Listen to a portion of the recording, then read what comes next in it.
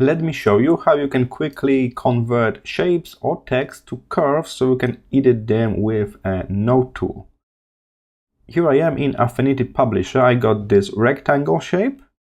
It's its own thing, so I can modify corners very quickly. I can change the style of the corner, but I want to modify it by hand. I want to add more nodes and change this shape completely. In that case, I will need to convert this from being a shape type of layer. Take a look. When I hover my mouse here, it's a rectangle. I click here at the top, convert to curves.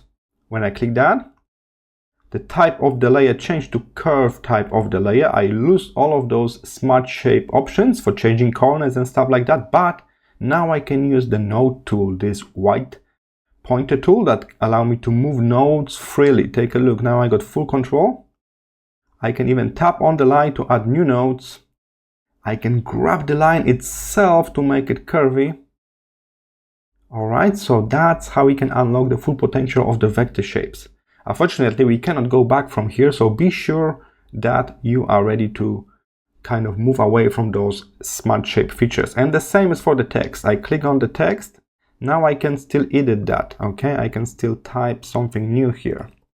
But after I select the move tool, first tool on the list, and then click convert to curves, and if you're on smaller screen like I am right now, it may be hidden here on the right side behind those two arrows. Convert to curves. From now on, this is not a text layer anymore, it's a group of curves. So we can start by ungrouping it. Right click, ungroup, and now each letter is a separate curve. So I can modify all of those nodes one by one. I can pull the line as I did before. Keep in mind, we cannot edit this text anymore. It's not a text, all right? So that's how easy it is to convert to curves in Affinity Publisher. I hope this was helpful. See you in the next one.